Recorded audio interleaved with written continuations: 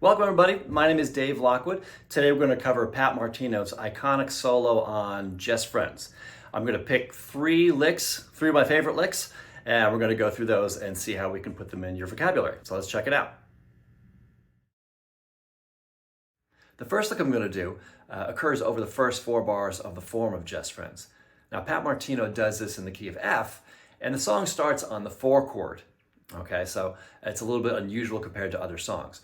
So we're starting on B flat major 7. So that occurs over the first 2 bars, and then the 3rd bar is a B flat minor 7, and then the 4th bar would be E flat 7. Let's go in for a close-up.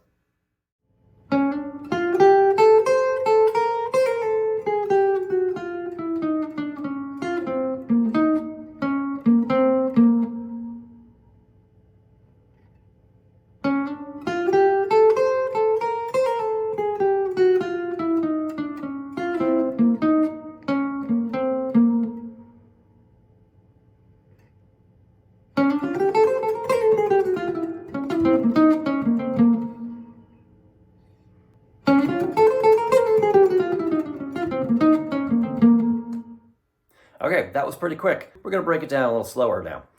Okay, so it starts on B flat major 7. So for reference, we're going to use this chord shape. 6 fret, 7, 7, 6. All right? So that's the shape that I want you to visualize. All right, so first thing we do is we approach this 3rd here, that's the D.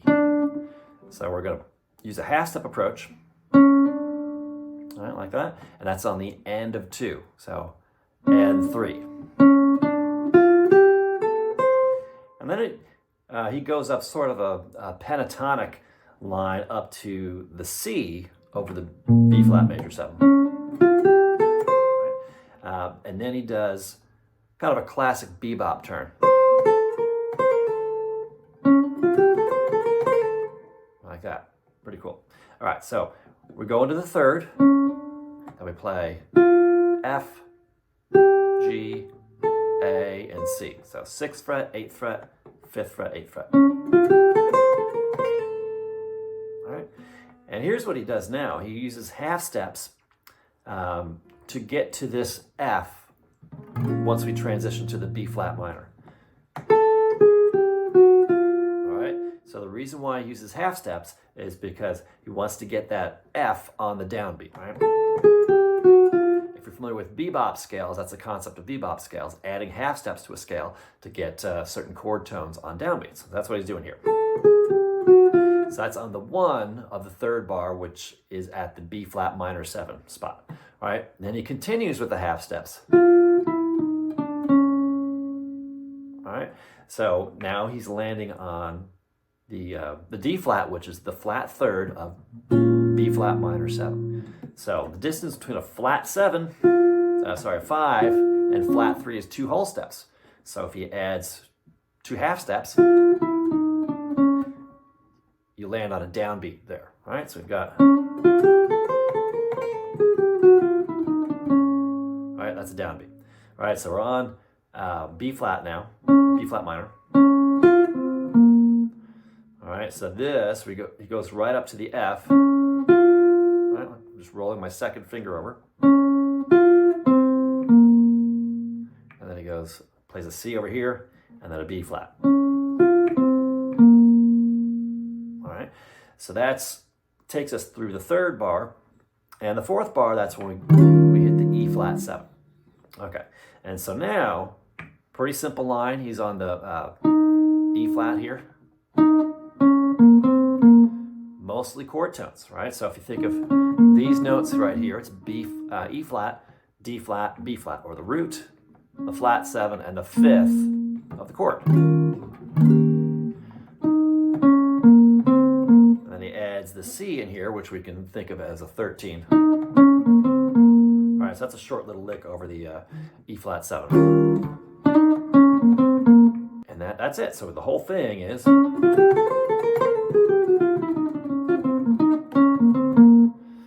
remember to swing it hard like Pat does. All right, on to the next one. The second lick I'm going to do is over a G7 chord. Now the key of F, the G7 is, we can think of that as a 2 dominant chord, which is a very common sound in jazz standards that you might play at jam sessions or on gigs and that sort of thing. Okay, so I'm going to use this shape, this kind of stock G9 shape, as our shape of reference. All right, from the 5th string, I've got 10, 9, 10, 10, 10. All right. So let's go in for a close-up to take a look at the lick.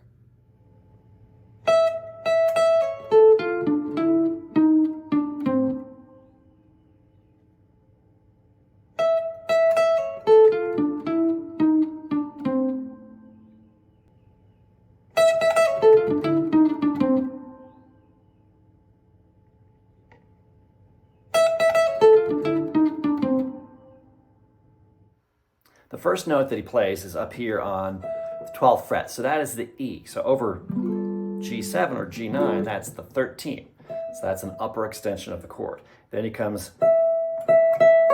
does a pull off to the C sharp, and again over G, that's a sharp 11. All right, so this is a Lydian dominant sound, which is a sharp 4, sharp 11, that's the same thing, and a flat 7.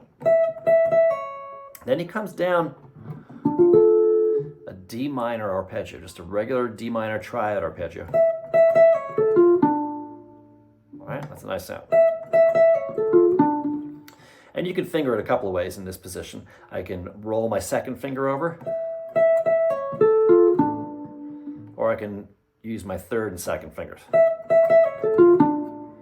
I tend to favor that fingering, but you can experiment with both. Right, so I've got. Now the D minor provides you with the 9, the flat 7, and the 5th there. All right, so then he goes up to the E, which is again the 13th, like we had up here, just an octave lower, and he does a chromatic approach. All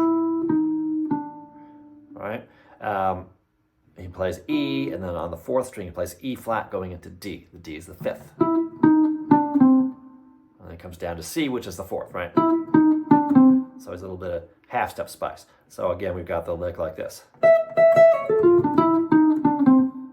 Okay, so this is a great lick for any 2 dominant chord. This third lick is going to happen over a bar of B flat minor 7, a bar of E flat 7, and then 2 bars of F major 7. So the B flat minor 7 going to E flat 7 in the key of F sometimes is referred to as a backdoor 2/5. Okay, so whatever you want to call it, it's a 2/5 that starts on the 4 chord, right? So in the key of F, you've got a B flat at the 4 spot. All right, so let's go in for a close-up.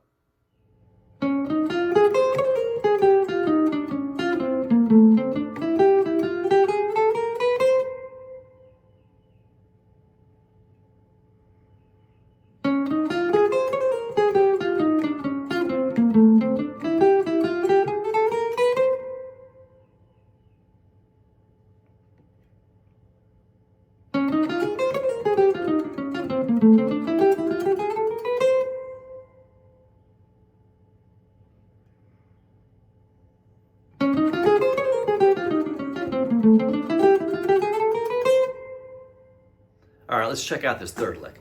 All right, so we've got 3 different areas: B flat minor 7 for a bar, E flat 7 for a bar, and then F major 7 for 2 bars. All right, so that's kind of the framework that we're working in. Okay, so on the B flat minor 7, he starts on the flat 3, right? So it starts on a chord tone, and it comes right up your familiar minor pentatonic. But then he goes to the 9 and does a little turn, all right? Like that. And then the last note before he transitioned to the E flat 7 is this A flat.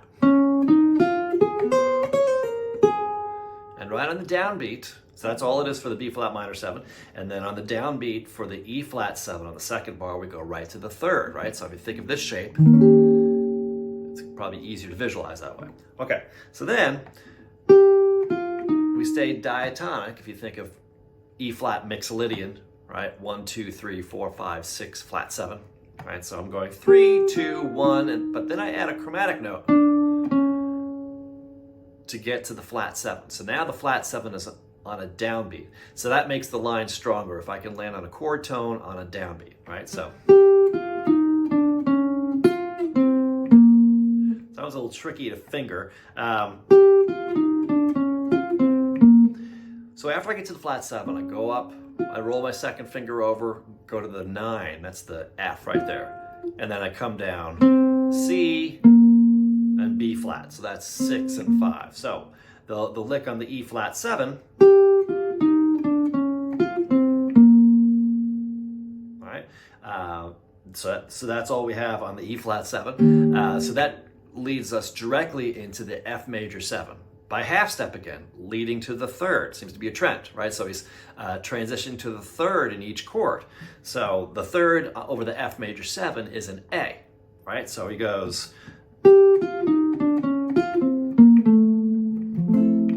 right? Nice, right? So then he comes up here. So again, it's sort of this wide open sound that he likes to use sometimes. That you can look at it as sort of pentatonic, but so he doesn't have any half steps, I guess is a better way to put it. All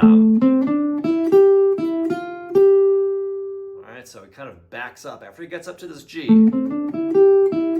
backs up 2 notes and comes back up, right? So, and now he's going to add some half steps, right? So he seems to have a balance of kind of wide open sounds, no half steps, and then he'll add some half steps at that point, which is what he's doing now. Right? So it's got a nice balance to the line, right? So, right? Right, so the whole thing.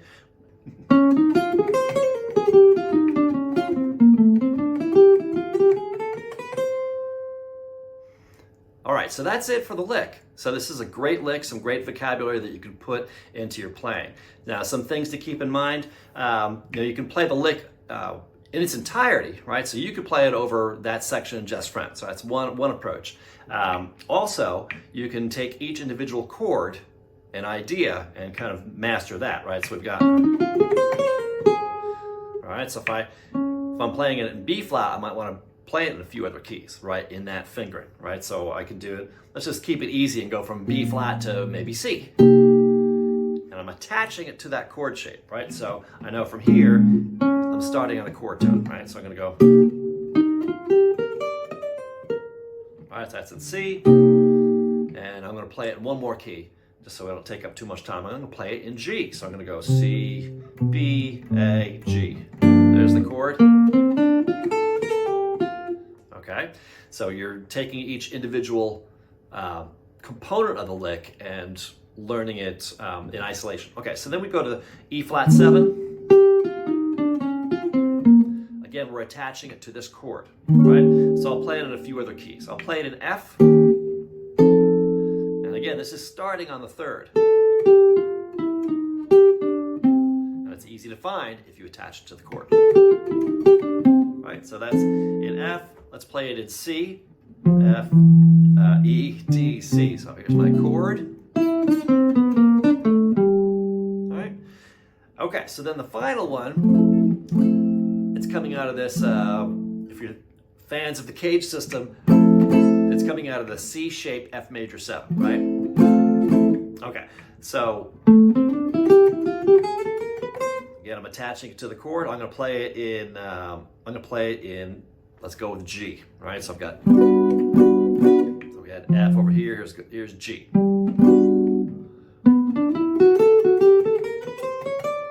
Right? So all 3 of these licks started on the 3rd. And then we can play it in D. I've got my D root over here. Okay, you want to apply this approach to all 3 of these licks, or any licks that you're working on. You want to play the lick in its entirety, but also isolate it based on the individual components, based on the chord. Associate it to a chord and play it in several different keys, and that will help you put it into your vocabulary. All right, that's it for this video. I hope you enjoyed that and got something out of that. If you did, go ahead, like and subscribe. I'll be making some more videos coming up soon, so check that out. Thank you.